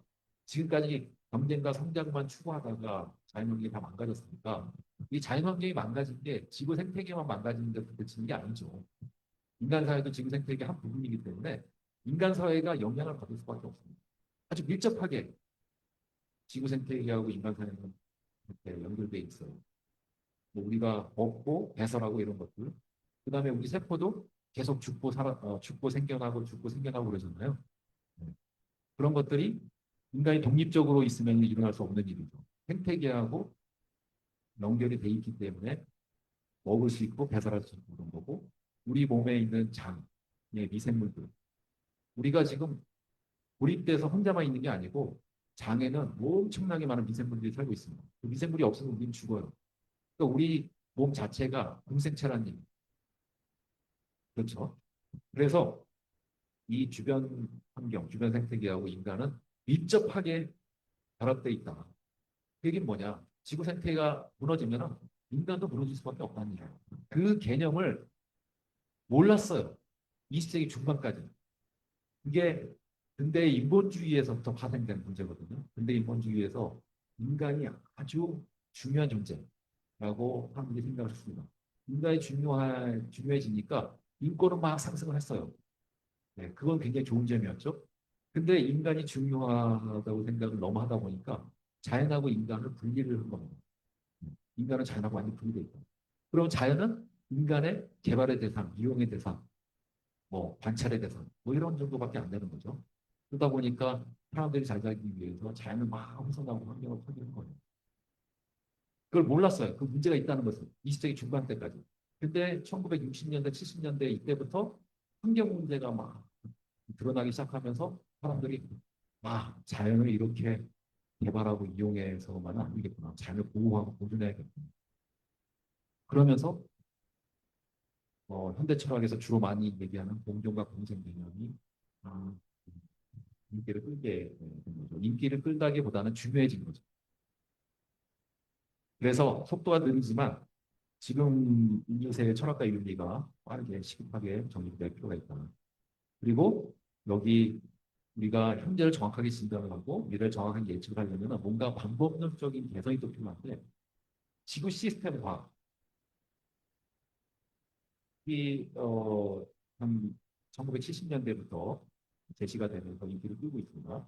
이게 뭐냐면은 과거에는 20세기 중반까지 산원주의적인 연구 성향이 굉장히 강력했어요. 그래서 물리 나누고 화학 나누고 생물 나누고 지구과학 나누고 사회과학 때 우리 사회과학 때도 정치학과 외교학과 사회학과 언론정보학과 사회복지학과 경제학과 뭐 이런 식으로 다 나눠져 있잖아요. 한 번의 분과 경향이 굉장히 강력했거든요. 그 얘기는 뭐냐면은 구분을 해가지고 깊숙이만 들어가는 겁니다. 사실은 각 항공 분야별로 서로 소통을 하고 연구를 같이 하면서 그 음, 뭔가 서로 연결돼 있으니까 모든 것들이 이거를 통합적으로 바라보는 시각을 길러야 되는데 그게 아니고 너무 어, 이 세분화하는 경향이 강했다는 것이죠. 디테일하게만 들어가서 연구를 했다는 것이죠. 그게 사실은 근대 인본주의, 그러니까 이성이나 계몽주의를 강조했던 근대 인본주의에서 phát 생된 문제였어요. 근데 그거를 20세기 중반부터 이거 문제가 있다. 학문을 세분화해서 연구하는 건 문제가 있다. 왜냐하면은 이게 전체 우리가 뭐라고 그러죠? 나무를 개개를 다 본다고 해서 전체를 알 수 있는 게 아니거든요. 그렇죠? 그렇게 표현을 하잖아요. 그게 무슨 뜻이냐면은 요소 요소별로 우리가 정확히 안다고 해가지고 전체를 알 수 없다는 겁니다. 왜냐? 요소 간의 그 연결 이게 중요한 건데 그게 빠져서는 전체를 알 수 없다는 거예요. 아까 티핑 포인트 할 때도 제가 열심히 설명드렸죠. 그 요소 자체도 중요하지만 더 중요한 거는 그 연결, 서로의 관계, 서로 영향을 주고받는 것. 우리가 피드백이라고 얘기합니다. 피드백. 그 피드백이 중요한데 지금까지 그걸 놓치고 있었던 거예요. 근데 지금의 환경 위기 상황에서는 그 피드백을 정확히 알기도 힘들지만 정확히 알려고 노력을 해야 지금의 환경 위기를 정확히 진단할 수 있고 미래의 환경 위기를 예측을 할 수 있다는 거예요. 그래서 나온 게 시스템적인 분석이거든요. 그래서 지구 시스템과 사회 생태 시스템 분석. 주로 인문사회과학자들이 이런 방법을 쓰고 자연과학자들이 주로 지구 시스템 과학이라는 용어를 쓰게 되는데 지리학이 바로 시스템적으로 보는 학문입니다. 사회대 내에 지리학이 유일하게 시스템적으로 보는 학문입니다. 그래서 앞으로 환경 위기가 심화되면 심화될수록 지리학이 상당히 중요해질 가능성이 커요. 네. 다른 학문들은 이런 식의 시스템적으로 접근하지 않거든요. 물론 사회학에서 네트워크 이론이나 뭐 이런 것들이 나오면서 어, 네트워크를 강조하는 경향이 있습니다만은 그건 최근에 나온 거고 지리학은 원래 옛날부터 이런 식으로 봤거든요. 아주 그 시스템적으로 바라본 역사가 깁니다. 지리학은 원래 태생 자체가 융합 학문이었기 때문에 그래서 이 지리학이 앞으로 더 유망해질 가능성이 있다는 겁니다. 다른 사회에 있는 학과 그런 학문들보다. 그 다음에 마지막으로 시간이 좀 많이 흘렀는데 인간 중심주의에서 탈피해야 된다. 이건 아까 많이 했고 깊은 역사에 관심이 필요하다. 비키스토리라고 들어봤을 거예요. 뭐 사피엔스나 총균세나 그다음에 뭐 코스모스나 이런 책들이 비키스토리 책이라고 일컬어지는 책들인데 엄청나게 인기가 많습니다. 우리나라에서도 인기가 많고 전 세계적으로 스테리텔러로 유명한 책. 그 책들이 비키스토리 책이거든요. 비키스토리라는 건 뭐냐면 히스토리인데 그 문헌에 남아있지 않은 그런 내용들을 막 추정을 거듭해서 상상력을 더해가지고 과거에서부터 지금까지 지구의 역사, 인류의 역사를 이렇게 복원을 한 그런 어떻게 보면은 새롭게 나타난 역사학적 연구 뭐 이렇게 봐야 될까요? 근데 역사학자들은 별로 좋아하지 않죠. 왜냐하면 역사학자들은 항상 문헌에 기초해가지고 얘기를 많이 하니까. 근데 최근에 이 뷰티 스토리의 인기가 높아지고 있는 이유는 바로 미래가 너무 불확실하다고 사람들이 보기 때문에 그래요. 네, 먼 미래를 내다보려면은 먼 과거로 가봐야 됩니다.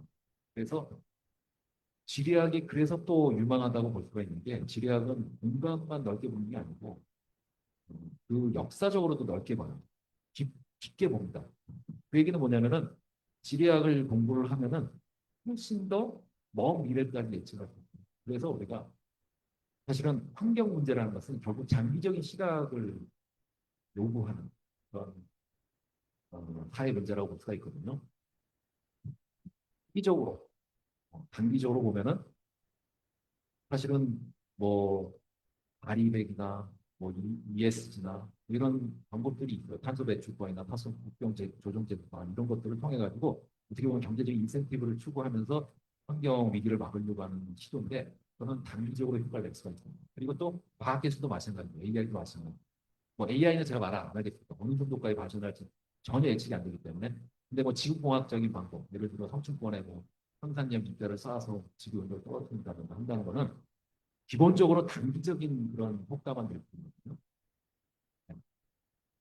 근데 장기적으로 봐야 되는 거죠. 장기적으로.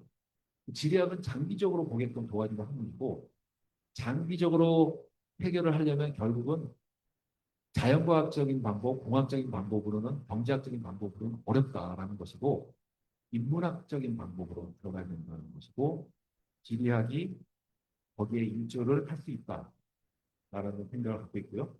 인문학적인 방법이라는 것은 철학과 윤리, 생각이 바뀌어야 돼요. 사람들의 사고 방식이 바뀌어야 돼요. 그다음에 사회적인 가치가 바뀌어야 됩니다. 그래서 경쟁과 성장보다 아까 얘기했지만 공존과 공생으로 그렇게 중요한 단어가 바뀌어야 된다는 거예요. 이게 바뀌지 않으면 아무리 뭐 경제적인 인센티브를 사용을 한다든가 아니면 과학기술의 발전을 통해서 이걸 해결하려고 한다든가 그거는 단기적으로 효과 날 수 있어도 장기적으로 가면 결국 실패한다 이거예요.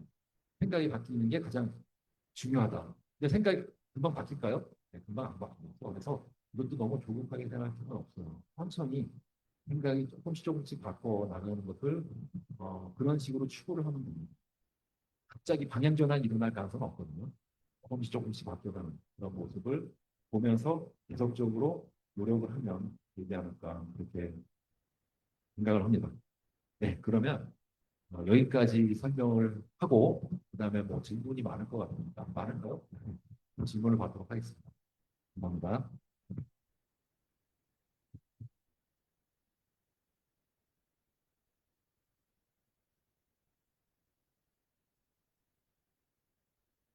네, 질문 자유롭게 해주세요. 아무거나 됩니다. 뭐 근데 사실은 이런 환경 위기나 기후 위기 뭐 이런 얘기를 하고 제가 강연을 많이 하는데 질문이 너무 어려워요. 제가 대답하면 예를 들어가지고 계속 이걸 뭘 해야 되느냐 이게 해결이 될 것 같느냐 이런 질문들은 제가 대답할 수도 없거든요. 사실은 그다가 억지로 하긴 합니다만 그래도 괜찮으니까 어려운 질문도 괜찮으니까 아무거나 하시면 됩니다. 지리학에 대해서 뭐 물어보셔도 되고 왜 기후학에 관심을 갖게 돼서 공부하셨나요? 뭐 이런 질문들 항상 그런 질문 많이 하더라고요. 선생님 왜 기후학을 하게 되셨나요? 어떻게 공부를 하게 됐나요?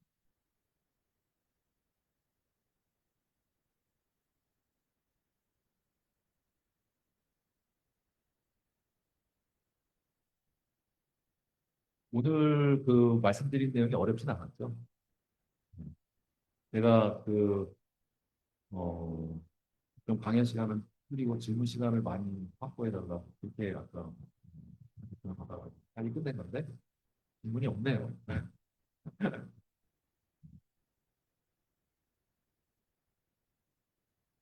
네,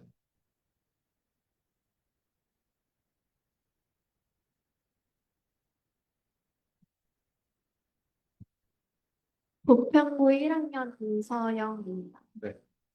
아까 감축 대책뿐만 아니라 적응 대책도 중요하다고 말씀해 주셨는데 네. 혹시 지금 실행하고 있는 적응 대책이 있을까요? 뭐 그게 각 나라별로 다 다를 것 같긴 한데 예를 들어서 뭐 홍수 피해를 그러니까 이 문제가 뭐냐면은 적응 대책을 하고는 있는데 너무 단기적인 그런 시각에 머물러 있는 그런 정책이 대부분이라는 거죠. 예를 들어서 홍수 피해가 일어나는 곳은 계속 홍수 피해가 일어나요. 마치 소입부 외양간 고치는 그런 식으로 사후에만 이렇게 훼손된 걸 복구하고 이런 식의 고치고 있기 때문에 사실은 제가 봤을 때 좋은 대책이 제대로 이루어지고 있다고 생각은 안 됩니다. 그래서 뭐 보험 뭐 이런 것들도 있고 그다음에 기본적으로 문제가 뭐냐면은 사람들이 위험한 지역에서 살지 못하게 해야 되는데 그냥 내버려 둔다는 게 문제거든요. 근데 어떻게 보면 국가의 입장도 이해가 되는 것이 그 지역을 위험한 지역을 사람들이 못 살게 놔둬도 또 가난한 사람들이 와가지고 또 그 지역으로 또 들어와요. 그러니까 그게 계속 문제가 해결이 안 되는 것이죠. 음, 어, 근데 앞으로는 어떻게든지 문제가 더 심각해지지 않게 크니까 그런 일들이 좀 개선이 돼야겠죠. 그리고 어, 최근에 뭐 뉴스나 신문 같은 데도 많이 나오는 게 그런 거거든요. 홍수나 가뭄 피해가 많이 일어나고 있으니까 이번에도 홍수 피해가 되게 컸잖아요. 그래서 어떻게 보면은 약간 보수적인 논조를 가진 신문에서는 댐을 많이 만들어야 된다 이런 얘기를 하는데 저는 최악의 적응 대책이 제가 봤을 때 극단적으로 얘기하는 게 아닌가 보이는데 자극적이면 자연은 건드리지 않는 게 맞아요. 건드리지 않고 피해가 있을 만한 곳에 사는 사람들은 다른 곳으로 이주시키는 게 현명한 방법이다. 예를 들어서 댐을 막 만들었어요. 근데 제가 아까 얘기했지만 기온은 계속 올라갈 거 아니에요. 그러면은 기상이변의 강도나 빈도는 훨씬 더 커질 텐데 그 얘기는 댐을 계속적으로 키워야 된다는 얘기예요. 댐도 그걸 계속 할 수 있을 거예요. 이게 제가 왜 피드백 얘기를 강조를 하냐면 사람들이 모르겠어요. AI가 어느 정도 발전할지 모르겠지만 지금 이 상황에서는 인간들이 자연을 건드린 다음에 자연이 어떻게 반응할 것을 반할 것인지 정확한 예측을 못합니다. 가령 댐을 만들었어요. 그러면서 뭐 수몰 지역도 늘어나고 뭐 여러 가지 생태적인 변화가 일어났는데 그렇게 안전한 그런 변화만 일어나는 게 아니에요. 그 다음에 뭔가 예상치 못한 생태계의 문제가 발생할 수 있습니다. 그게 인간한테도 피해를 줍니다. 네. 그게 피드백이거든요. 막 서로 막 영향을 주고받다가 전혀 예상치 못한 결과가 파생돼서 나타날 수가 있거든요. 그래서 가급적이면은 자연을 건드리지 않는 게 좋은데 이렇게 홍수 피해, 가뭄 피해만 일어나면은 댐 얘기부터 하니까 그거는 정말 단기적인 처방이잖아요. 장기적인 처방을 해야 되는데 뭐 여러 가지 이유가 있겠죠. 뭐 재원도 부족할 것이고 뭐 사람들이 이주시키려면 이주할 공간이 필요하고 우리나라가 지금 도분 땅덩어리여서 그게 가능할까 싶기도 하고요. 여러 가지 문제가 있겠지만 어떻게든지 이거를 뭔가 문제가 일어났을 때 단기적인 처방에 그쳐서는 계속 문제는 반복될 뿐이다라는 것을 좀 공무원들이 정책 위반자들이 알 필요가 있을 것 같아요. 그래서 정대책이라고 하는 게 우리나라에서는 제가 봤을 때는 상당히 어, 어, 문제가 많다. 네, 그렇게 보여지고 그거는 아마 선진국들도 마찬가지의 그런 문제에 봉착해 있을 것 같은데 정대책이 진짜 필요한 나라들은 저희도에 못 사는 나라들이거든요. 거기는 뭐 정대책이라고 할 게 없는 거죠. 그래서 계속 얘기만 나오고 있는 거예요. 감축 대책은 이산탄소 배출량을 줄이면 되는 거니까 굉장히 쉽습니다, 사실은. 배출량을 줄이면 돼요. 근데 정 대책은 뭔가 나라별로 지역별로 다 달라야 돼요. 뭐 가뭄이 많이 일어나는 지역도 있고 홍수가 많이 일어나는 지역도 있고 산사태의 위험에 노출돼 있는 지역, 산불 피해 위험에 노출돼 있는 지역도 있고 지역별로 다 적응 대책이 달라야 되잖아요. 그러니까 힘들죠. 그러니까 손 놓고 있는 경우가 많죠. 그리고 대체로 그러한 가난한 나라의 취약계층이 살고 있는 지역에서 적응 대책의 강도가 적절하게 돼야 되는데 돈이 없죠. 돈이 없으니까 선진국에서 좀 도와줘야 되는데 안 도와주죠. 안 됩니다. 그래서 지금까지는 안 되는데 계속 우리가 정부대책에 신경을 써야 된다고 얘기하는 거는 이렇게 하면은 조금 개선이 될 여지가 있습니다. 계속 한번 얘기를 해야 개선이 됩니다.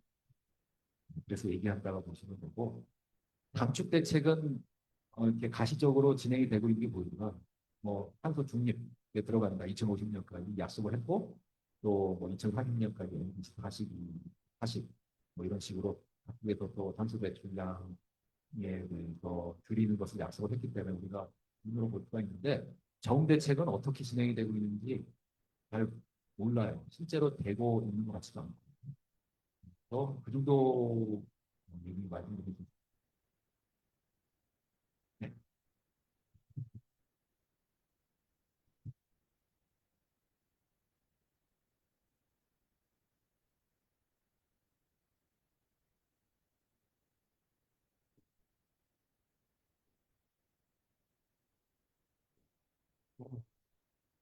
고도 코드가 또 필요하고요. 네. 아까 말씀드렸듯이 그 적응 대책이나 그런 감축 대책에 있어서 그 아리백이나 뭐 탄소 중립 같은 게그 각국 이제 약속을 했는데 잘 지켜지지 않는 실정이잖아요. 네. 근데 이런 거를 아예 강제성이 있는 그런 공통적인 대책이 뭔가 필요하지 않을까 싶어서. 그러니까 그게 그 사실은 유엔 같은 데서 좀 그럴 힘이 있으면 하면 좋은데 힘이 없죠. 그냥 나라들이 모여 있는 하나의 단체이기 때문에 강제성이 없고 강제성을 그냥 힘들고 그리고 가장 중요한 나라가 사실 미국이에요. 미국 트럼프 같은 사람이 정치를 하니까 안 되는 거죠. 정치를 바꿔. 그 정치 관련한 것이 가장 중요할 수도 있겠네요. 이게 사실은 각 단위별로 다 중요한데 어, 저는 개인적으로는 일반인들이 제일 중요하지 않나 그런 생각을 하고요. 그 다음에 그러니까 단위별이라고 하면 일반인들, 그다음에 뭐 지자체, 국가, 뭐 유엔 같은 총과 단체 각 레벨에서 다 환경 위기나 지구 온난화 문제를 해결하기 위해서 노력을 해야 되는데 각 레벨에서 쓸 수 있는 정책은 다 각각 다른 거죠. 지자체도 다르고 국가도 다르고 유엔 같은 데서 할 수 있는 일도 다르고. 근데 지금까지 이 진행되어 온 상황을 고려해 볼 때 이 국가나 초국가 단체에 맡겨서는 전혀 개선이 안 되고 있잖아요, 실제로. 그런 방법은 아래 일반인들이 하는 것밖에 없겠구나라는 생각을 하게 됩니다. 그래서 제가 얘기했지만 소비를 좀 그러니까 이게 효과는 확 안 나타나요. 효과가 거의 안 나타날지도 모르죠. 근데 그렇다고 좌절할 필요는 없을 것 같아요. 그러니까 제가 얘기했지만 이게 변화 방향이 확 바뀔 거라고 기대를 하면은 그러면은 포기를 하게 되는 거고 사실 조금씩만 변하면 되거든요. 거기서 뭔가 효능감만 조금 느끼면 일반인들이 충분히 뭔가 주도해 나갈 수 있을 거라고 생각을 합니다. 기후위기를 막는 정책들을. 그래서 2100년도까지 2.7도까지 오를 것 같다라고 모델링 결과나 전문가 예상이 나오고 있는데 대체로 많은 전문가들이 3도 이내로 막으면 괜찮을 거다. 과학기술이나 AI를 통해 가지고 이런 문제를 완화시킬 수 있을 거다라고 보거든요. 그러니까 음, 근데 이제 문제는 뭐냐면은 전 지구인들이 비슷한 생각을 가져야 되는 거예요. 우리나라만 해도 기후변화 회의론자들도 많고 그렇기 때문에 뭔가 그런 전 지구의 사람들이 비슷한 생각을 갖게 하려면 결국은 또 교육자의 역할이 굉장히 중요할 거라고 생각을 하게 되고 그다음에 언론의 역할도 굉장히 중요하고 계속적으로 기후 위기의 심각성에 대해서 알리는 매체들의 역할이 중요하고 또 중고등학교 선생님, 초등학교 선생님도 굉장히 중요할 것 같아요. 거의 저는 이 초등학생들한테 세뇌가 되도록 이 교육을 시켜야 된다고 봅니다. 선생님들이. 세뇌라는 말은 좀 나쁜 말이지만 예를 들어가지고 고등 조금만 키고 다녀도 초등학생들이 양심의 가치에 초등학생들도 양심의 가치를 느낄지 모르겠지만 뭔가 이게 잘못된 거다라고 생각할 그렇게 교육이 실하게 이루어져야 한다고 생각하고 전혀 막 저력하지 않으면 그냥 그 아들이 그렇게 하면 안 된다 뭐 이렇게 얘기할 수 있을 정도로 가는 힘들고 내가 과장에서 좀 얘기했지만 이렇게 초등학교, 중학교, 고등학교 학생들의 교육이 너무나 중요할 것 같아요. 그래서 교사의 역할이 중요하다 그렇게 생각을 하고 또 언론의 역할도 중요하고 또 학자들의 역할도 중요하겠죠. 그래서 어, 네, 뭐 각 단위별로 다 해야 될 일이 있고 다 해야 될 일을 열심히 하면은 어, 해결이 되지 않을까 긍정적으로 보자면. 근데 지금 정치인들의 문제가 크다 저는 그렇게 봅니다.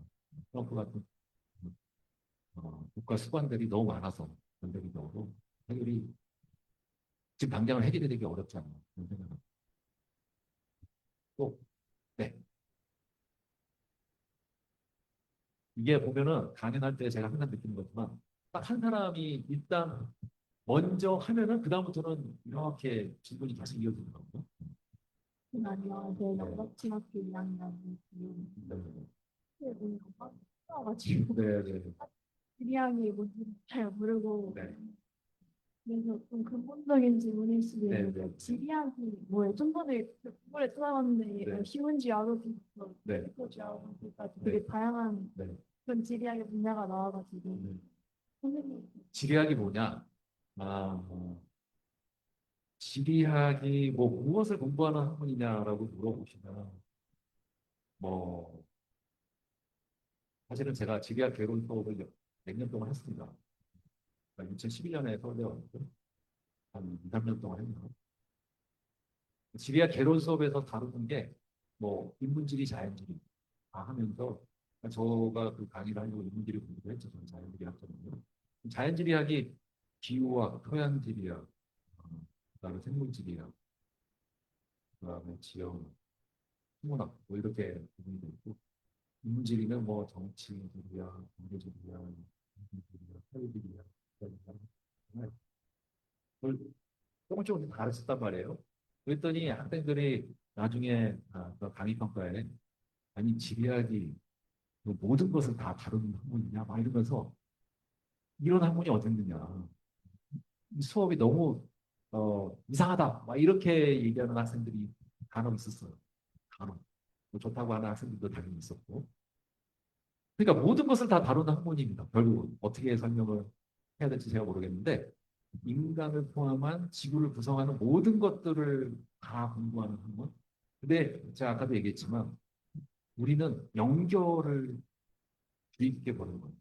어떻게 피드백이 받아가는 제 생각입니다. 다른 지리학자들은 어떻게 생각할지 모르겠는데 저는 정치, 경제, 사회, 인구, 그다음에 지형, 토양, 생물, 기후 이런 것들을 다 연결시켜서 어떻게 서로 영향을 주고받는지 그 과정에서 어떠한 상황이 전개가 되고 있는지 과거에는 뭐 그러한 연결관계에서 어떻게 환경이 변화했고 인간 관계 변화가 변화했는지 미래는 또 어떤 환경 변화가 있을 것인지 미래의 인간들은 또 그 상황에서 어떻게 살아가게 될 것인지 이런 것들을 보는 거니까 상당히 똑똑해야 할 수 있는 학문이라고도 볼 수가 있는데 대충 하기가 어려우니까 전체적으로 다 봐야 되니까 이것저것 다 읽어봐야 되는 거죠. 저도 막 사실은 자연지리학자지만 인문지리학 공부를 더 많이 해요. 지금은 인문지리학 책들을 많이 읽습니다. 그러니까 제가 자연지리학 그 지식이 점점 떨어지겠죠. 네. 계속 자연지리학만 공부하다가 요새 인문지리학 공부를 많이 하다 보니까 근데 기본적으로 모든 것을 조금씩 공부를 하면서 거기 요소들 간의 연결 관계를 중시해서 보는 학문이다. 이렇게 보시면 돼요. 서로 어떻게 영향을 주고받았지? 그 적응과 관련해서 네. 요즘에 일론 머스크 같은 사업자들이 네. 되게 많고 이제 화성에 가는 거에 대해서 네. 화성 가는 거, 저는, 어, 어, 아까 제가 지구공학적인 해결 방안, 잠깐 설명을 했는데, 그게 저는 굉장히 위험하다고 보는데요. 그 화성 가는 것도 그랑 비슷한 거죠. 어떻게 보면 지구공학이라고 볼 수가 있는데, 지오 엔지니어링이라고 표현하는데, 지오 엔지니어링 방법이 여러 개가 있는데, 그중 가장 대표적인 게 성층권에 황산염 입자를 뿌리는 거예요. 이게 마치 인공적으로 화산 폭발에 효과를 내는 거거든요. 내가 공룡이 멸종한 이유가 이제 운석이 충돌해서 핵결이 왔다고 그랬잖아요. 운석이 충돌하면서 그 충격에 의해서 동시다발적으로 화산이 엄청나게 많이 폭발했습니다. 그러면서 화산에서 그 이산화황 물질이 많이 방출이 되고 이산화탄소가 많이 이산화탄소보다는 이산화황 물질이 많이 방출이 되면서 항상 에어로졸이 많이 만들어지면서 지표면의 온도가 갑자기 떨어졌어요. 그러면서 화천인과 죽은 거거든요. 그런 건데 그걸 똑같이 재현해 보자는 게 그 석층권에 황산염 입자 뿌리는 그런 지구공학적 방법이거든요. 황산염 입자를 쫙 뿌리면은 지구 온도가 떨어지는데 그러면은 사실은 취약계층들이 기온 상승에 의해서 고통을 받을 때 뭔가 해결책이 됐으면 좋겠죠. 근데 문제가 뭐냐면 지공학적 방법을 그런 식으로 쓰게 되면은 생산형 에어로졸 막에 의해서 지공성이 떨어질지 몰라도 강수량의 패턴이 다 다를 거다라는 예측이 나오거든요. 그래서 원래 가뭄이 없던 지역인데 갑자기 가뭄이 막 생긴다던가, 원래 홍수 피해가 없던 지역인데 홍수가 막 생긴다던가, 뭐 그런 문제가 일어날 수 있다는 거죠.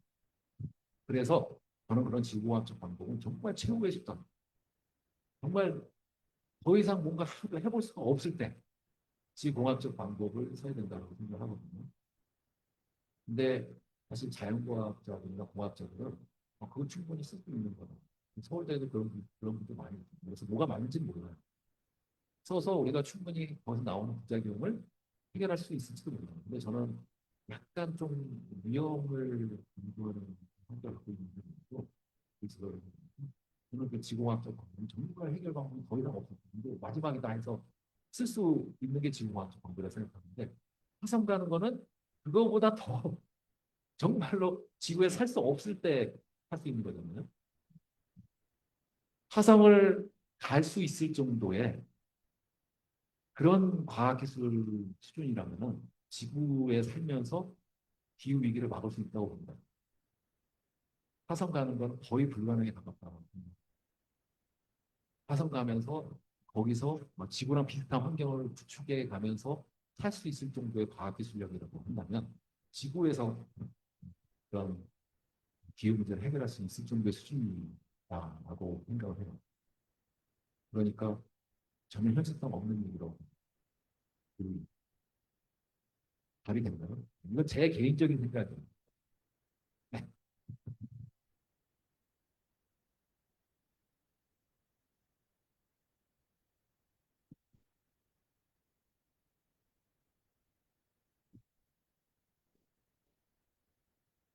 그냥 고등학교 1학년 경은 말씀하신 거 들어보면 지리학에서 인문학이 되게 중요한 것 같은데 인문학이 중요한 게 아니고 다 중요하죠. 중요한 환경 위기에 있어서 인문 사회과학이 지금은 너무 인기가 없잖아요. 문송이라는 말도. 근데 이게 사실은 그렇게 쓸모없는 학문은 아니라는 거예요. 인문학이. 이 환경 위기 시대. 단기적으로 그냥 인문학이 중요한 것 같은데 네네. 어, 교육적인 거 외에도 네. 사람들의 생각을 바꾸기 네. 위해서 어떤 노력을 더 할 수 있을지 궁금해요. 학자들이요? 아니면 누가 어떤 사람들이요? 기업들이나 아니면 정부에서 아, 예. 뭐, 사실 제가 인문학적인 요소가 앞으로 중요해질 것이다 라고 말씀드렸는데, 저는 일반인들이 그 중요성을 받아들여야 중요해지는 거죠. 사실 사회에서 받아들여지지 않으면 그 중요함에도 불구하고 사실은 그 학문이 인기를 일으켰죠. 그래서 사실은 이 일반인들이 인문학이나 사회과학이 갖는 가치를 인정을 하게 되면 그때부터 저는 환경 위기가 점차 풀릴 거다라고 생각을 하거든요. 결국은 아까도 얘기했지만 중요한 거는 어떻게 살아가느냐 이런 겁니다. 뭐가 중요하냐? 돈이 중요하냐? 통장이 중요하냐? 경쟁이 중요하냐? 아니면 포용하고 배려하고 돌봄, 그다음에 공존 공생이 중요하냐? 그 가치, 그러니까 지금까지는 경제 성장, 발전 이런 것들이 우선이거든요. 여전히 그렇습니다. 우리나라 같은 선진국들 포함해서 대부분의 나라들이 아직도 성장 위주죠. 근데 이게 조금 바뀌어가지고 공존하고 공생 같은 개념이 더 중요한 것 같다. 이런 식으로 사고의 변화가 일어나면 그때부터 저는 변화가 일어날 거라고 보거든요. 근데 그 변화를 가져오는데 가장 중요한 게 인문학이라는 거죠. 철학과 인문. 그러니까 철학자, 윤리학자 그런 사람들이 가이드를 잘 해줘야 된다는 거예요. 가이드. 일반인들이 어떻게 생각을 해야 될지, 어떠한 가치의 주안점을 둬야 하는지, 인문학자, 철학자, 윤리학자들이 가이드를 잘 제공해 주면은 사람들의 생각이 바뀔 수 있고 사회적 가치가 바뀔 수 있다는 거죠. 네. 그래서 예전에 추계 시대라고 한마디만 더 말씀드리면은 그 2,800년 전에서 2,300년 전 사이대로 우리가 추계 시대라고 얘기하거든요. 그때 아주 유명한 철학자들, 그 다음에 지금 전 세계에 있는 종교들이 다 그때 나왔습니다. 그 사람들이 왜 나왔느냐? 기후 위기 때문에 나왔다라고 얘기를 해요. 그러니까 그 당시 2,800년에서 2,300년 사이를 우리가 철기 저온기라고 하는데 온도가 떨어지니까 식량이 부족해지면서 사람들이 살기가 힘들어졌어요. 그러다 보니까 그거를 사람들이 공경에 처해 있는 상태에서 의지할 때가 필요했던 거죠.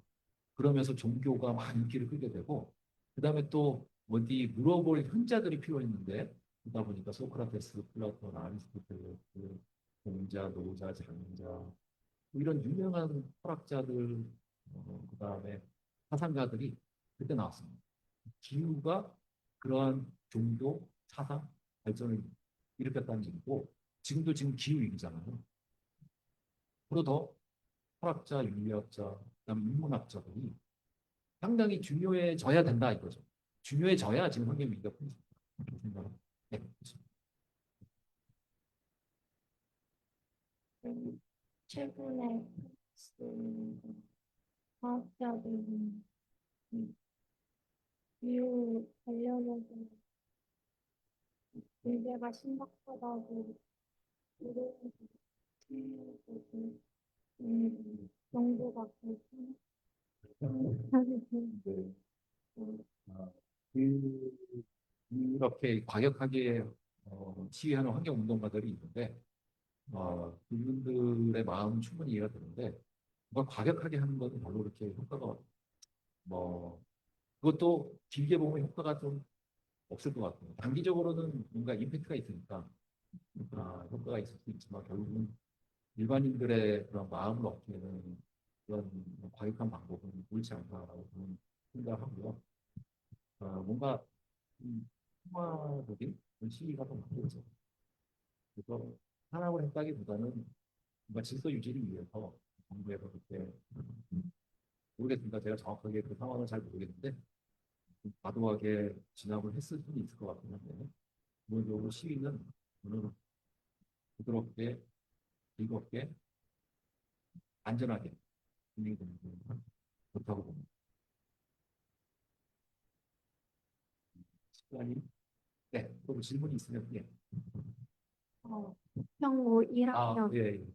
영 기후 위기의 책임은 선진국이 더 크지만 그 피해는 개발도상국이나 네, 후진국에서 더 피해가 크다고 말씀해 주셨는데 네. 이러한 불균형을 지리학적 관점으로 봤을 때 어떤 방법이 가장 효과적일까요? 이러한 그 제가 잠깐 말씀드렸는데 마땅한 방법이 없긴 한데 그러니까 지금 현실적으로 잘 진행이 안 되고 있다라고 말씀드렸거든요. 결국 선진국들이 도와줘야 되는 거죠. 자본 재원을 좀 지원을 하고 기술도 좀 제공을 하고 근데 어, 마음은 있는지 모르겠는데 선진국들이 자기네들도 살기 바빠서 거의 이루어지고 있지는 않죠. 그리고 항상 불만에 쌓여 있습니다. 더 개발국이나 개발도상국가들이 지금 우리가 잘 못 살고 있는 게 선진국들 때문인데 도와줘야지 우리도 지금 전지구조 환경 문제를 해결하고 나설 텐데 도와주지 않는 상태에서 우리가 나서는 어렵다. 우리도 일단은 잘 살고 봐야 되는 그런 상황이에요. 그러니까 해결 방안은 알고 있지만 현실적으로 그 방안이 진행이 되고 있지는 않아요. 말씀드립니다.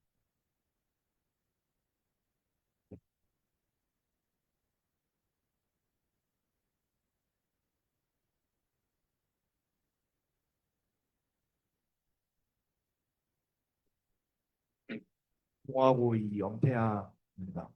그 아까 설명하실 때 그 기후 정의였나요? 그 네. 설명하실 때 선진국의 다국적 기업들이 개발도상국에서 많이 생산을 해서 이제 기후 정의 문제가 발생하신다고 하셨는데 그러면은 왜 개발도상국에서 1인당 이산화탄소 배출량이 낮은지 좀 궁금합니다. 어느 지도를 말?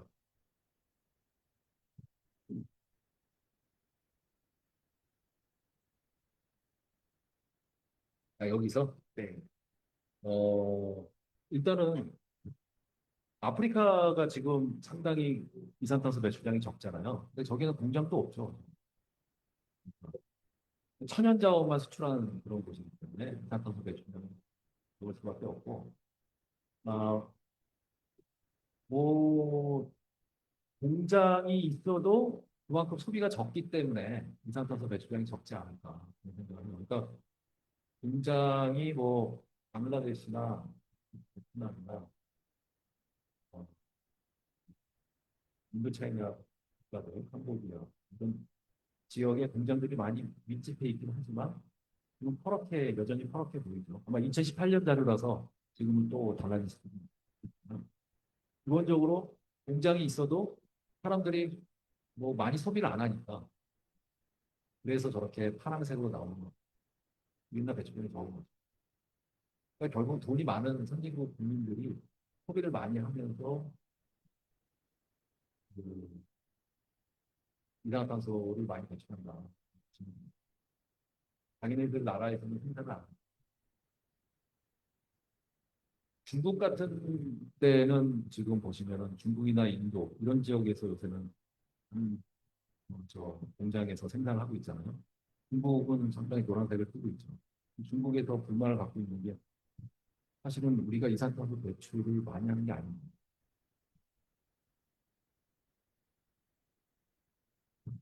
그 우리가 만든 물건들은 다 유럽에서 갖다 쓰면서 왜 우리를 욕하는가 얘기를 하는데 중국이 사실은 문제가 될 수가 있는 게 중국은 인구가 많잖아요.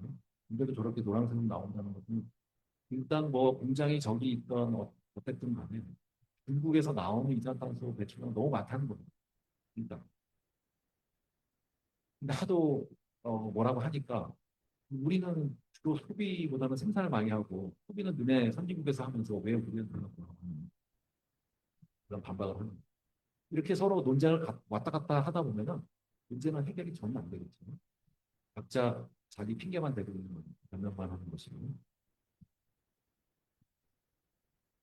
네. 또 질문이 있으면은 하시고 없으면은 마치도록 하겠습니다. 30분 네. 그러면 오늘 제 그 강연이 어땠는지 잘 모르겠는데 여러분들이 한 명도 안 자고 열심히 잘 듣는 것 같아서 물론 한두 명은 자긴 했습니다. 내가 근데 뭐 거기서 굳이 뭐 그런 얘기를 할 필요는 없을 것 같아요. 네, 열심히 들어주셔서 감사합니다. 네.